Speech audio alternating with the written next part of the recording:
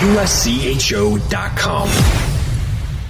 This is the USCHO Spotlight, a weekly podcast from U.S. College Hockey Online at USCHO.com, featuring conversations with college hockey coaches and players and journalists who cover the sport. Welcome to USCHO Spotlight, being recorded Tuesday, October 29th, 2019. I'm Ed Trefzger alongside Jim Connelly. And we're joined now by the head coach of Northern Michigan, and that is Grant Potulny. And Grant, a nice little start here for your season, 4-1-1 through 6. You must like some of the things you're seeing from your team right now. Yeah, offensively, I think we're doing some good things. We're finding ways to win games. Whether they're early in the year we were shutting teams down and then the shot department. And then the last 4 games we've gotten a little bit loose in that category, but we found ways to win. And whether it's coming back or we're down 4-1 one night and came back to tie it, and then on Saturday we were up 4-1, and they clawed back into it, and the guys found a way to win 6-4. So kind of been winning in different ways, and but we found a way. So all in all, I think through 6 games we're pleased. Let me go back to that game. You mentioned being down 4-1. That was back on October 18th against Boston University. And, it's your first road trip of the season. You're in a hostile atmosphere. You're down, but your players stayed composed. It was 3 goals in the third period that actually tied that game. And I saw the video of it. You guys had a pretty good opportunity in overtime to even win that. Then you bounced back the next night with a 4-3 win. How much confidence does that give a team, just knowing? Obviously, you don't want to chase a game, but knowing that when you're down, you're not out. Yeah, I mean, obviously, you're hoping not to be in that situation very often, but as an athlete, you can say the right things in the locker room that let's just get one at a time, and the coaches can say one thing, but the reality of it is you do have to believe within your group, and I think teams that are close, teams that trust each other. They have an opportunity in those games if they get a couple bounces that they can claw back into it. I think that was the case for us. We have a team of guys who are, they're hard work, and we know who we are. We stick to what we do, and they believe in each other. And in that scenario, we got a couple goals quickly, and all of a sudden it was 4-3, and then you're really back in the game. Looking at your team, you mentioned that the goals are coming in offensively. Vincent DeMay, 6 goals, 8 points total. Griffin Loughran, 5 goals, 8 points total. And looking through your lineup, you've had some pretty balanced goal scoring throughout. What do you think of your offense at this point, and the fact that you don't have to rely on just 1 or 2 players to get things done? Yeah, I think that you hit it on the head. There's some depth here now, and the question and the unknown was, how quick can that sophomore class kind of mature into the players that we saw in recruiting? And you just don't know that, because as freshmen, they had good moments, and they had moments where, in college hockey is hard for young guys. They had moments like that too. But, I think that's been the biggest difference, is the emergence of, that sophomore class. And, whether it's Grant Loven or Ty Reedman or Vinny DeMay or Griff Loughran, I mean, those guys have been a big part of our offense. And, and then you sprinkle in some of the veteran players, Darian Craighead and Joe Nardi. And it's given us an opportunity to, like you said, have some depth scoring and bring along some of the freshmen. Gontos has done a nice job. Our D-corps has done a good job, helping generate offense. So I don't think we have a one line or a one person that, that we rely on night in and night out. It's kind of been by committee, and, that's going to be the way we are this year. Anybody that has followed your program over the last 4 years knows Ahti Tolvanen, about as good a goaltender as there was last year. 21 wins, 23 wins as a junior.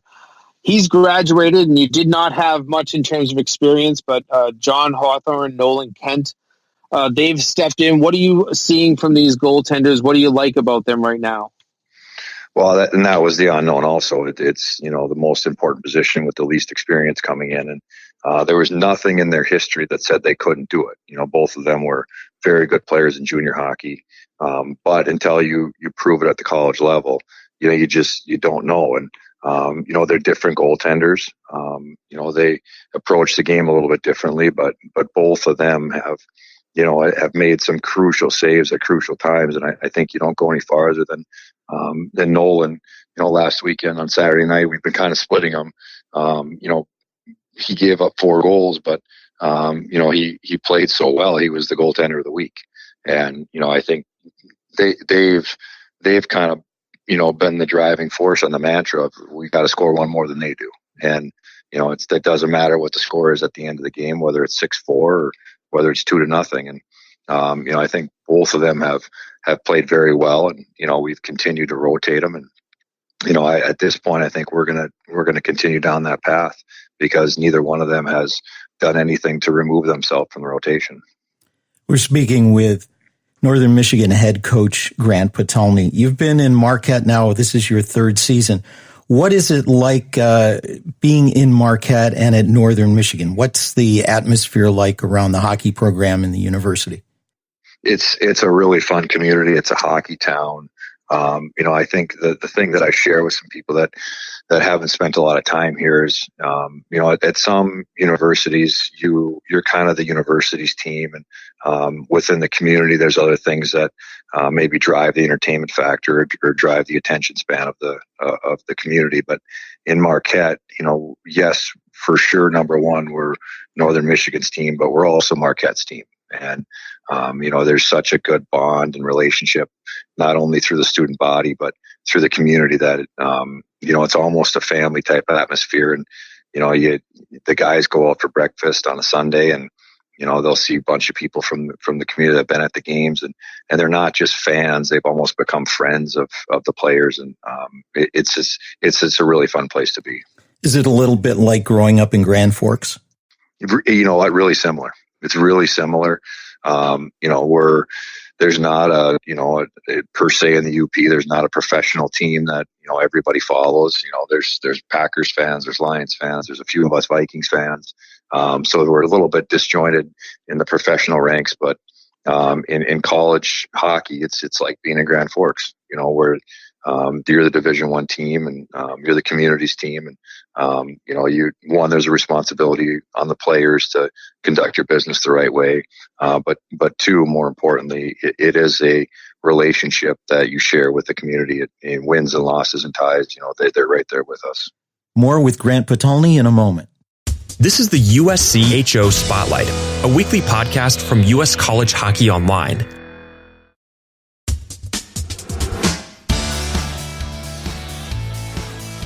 As a team up in the Upper Peninsula and also as a team in the WCHA, you have some pretty long road trips. What is travel like for your team? How do you prepare for those long trips? To be honest, it's become, at first I didn't understand. I think when we flew, we would fly on Wednesdays, and I was looking at the class schedule thinking, well, we can just leave Thursday. And, sometimes there's some weather that gets involved and some different things, but, the flights are easy. They're right out of Marquette. Some of the road trips, we'll head down on, we'll practice Wednesday and drive halfway and stay overnight and then finish the trip on Thursday. But, it's actually pretty fun. It's a good bonding experience, especially early in the year. We started the year on the road, 4 of our 6, and it's been an opportunity to grow our team. So, and really it's no different from junior hockey. All these guys have come from junior hockey, so they're used to traveling and used to being able to prepare yourself to play in a game. Now in your 3rd season as a head coach, and certainly with some experience before that as an assistant, what have you found with this under your belt? What's the best part about being a head coach?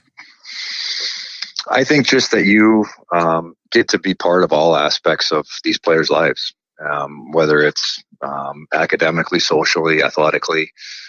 You get to be a big part of shaping them and turning them into the men that they're going to become. And that to us as a coaching staff is probably the most enjoyable part, is watching guys graduate and move on and do great things in hockey or in the business world. And on the other side of the coin, what's the most difficult part of the job, or maybe something that you may not have expected to be so difficult? I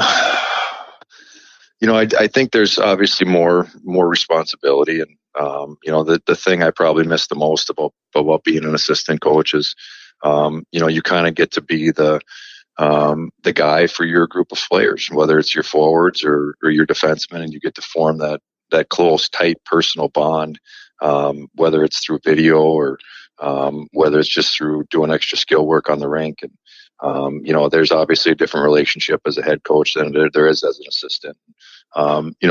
Those days those are fun times when you get to, spend extra time with your group of players and build that tight bond with them. So that's probably the biggest difference for me from being a head coach to being, from assistant to the head coach. Grant Potulny joining us on USCHO Spotlight. And Grant, it's been a while now since we've heard, obviously this summer, the WCHA 7 teams announced that they would split away from that conference in a couple of years. We haven't heard much about that since then, and there wasn't too much definitive said. I know that you probably can't give specifics, but where do you envision this league, or at least Northern Michigan's place on the college hockey landscape a couple of years from now? Yeah, I can probably speak more to the back part of that question. We're just continuing to try to build our program and grow as a team. This sophomore class is our first recruiting class. We feel good about where they're at. The freshmen that we have brought in this year are playing big roles and big minutes for us. And we like the guys that we have coming. So, where we fit, I don't know, but I do know that we have some guys that we're really excited about on our team now, and we have some guys that are coming. So, you're trying to find the right pieces and fill in the right people first and the right players. And I feel good about, the direction our program's going. You mentioned the road a little bit. You're now going to be home for 7 of your next 8. What do you look forward to about this? Basically the whole month of November, not having to travel too much away from Marquette. Yeah, number one, obviously the being home has all kinds of different advantages, but I think the biggest thing is, our fan base has really turned the Barrie into a tough building for opposing teams to come. The student section's been incredible. We've only had 2 home games; they've both been sold out. So it's just the energy and the excitement that you have through the community when the team's at home becomes contagious, and I think that's the biggest thing for us is being back home and being able to play in front of our fans again, and hopefully hold and serve here at home over the next month. This weekend you'll take on Alabama Huntsville in 2 games. I got to see them play earlier in the year when they were out east. Liked a lot about their team. What do you know about them, and what are some of the challenges you think you'll face? They always play hard. No matter what time of the year it is, you're going to get a team that plays hard. They skate well. They got some physicality to them, and they're very well coached. And over our time here, they've played us hard every single time. And I don't expect this trip to be any different. They're a team that is in every game, and they're going to come and compete for every inch of the ice. Well, it should be a great weekend of hockey. Kicks off 6 straight at home for Northern Michigan. Grant Potulny, best of luck this season the rest of the way, and thanks so much for taking the time to join us today. Thanks a lot, guys. Appreciate it. That's Northern Michigan head coach Grant Potulny. He's had some terrific success, Jim, right off the bat. And that's great for such a place like Marquette, as he kind of painted that picture. That they're really the local team there, and you don't have any professional sports up in that area per se. And in terms of college athletics, they're the big show on their campus. So it's good to be able to put great crowds in that arena up there, and just kind of develop that lifeline of hockey that you love when you're a fan base. So I think the success right out of the gate for him is very good. And obviously some of the players they're bringing in some high end talent that's having being the cornerstone of that success. They're certainly putting up a lot of goals. They've been giving up a few goals, but with inexperienced goaltenders probably still finding their feet in the college game, that may take care of itself too. Yeah, I thought it was interesting for him to kind of point out, the fact that his goaltender could give up 4 goals last week and still be the WCHA goaltender of the week. That's a pretty good staple that shows, obviously the league's looking at how great these guys are playing and what they mean to their teams.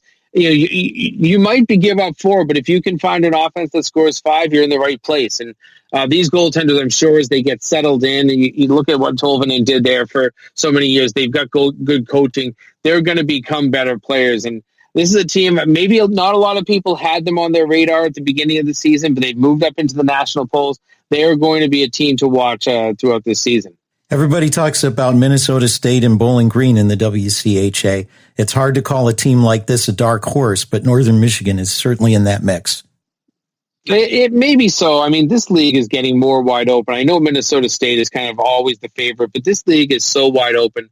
I think that, Northern, Lake Superior State, Michigan Tech, they all seem to be teams that at times, you put them on the national mantle because they have that ability, and when they play well, boy, can they grab some headlines. This is one of 3 podcasts we do every week. We have USCHO Game of the Week at the end of the week, previewing the weekend, and USCHO Weekend Review wrapping things up. Check them all out at uscho.com/podcast. For Jim Connelly, I'm Ed Trefzger, and we'll catch you next time. This has been the USCHO Spotlight, a production of US College Hockey Online. Visit uscho.com/podcasts to listen or subscribe.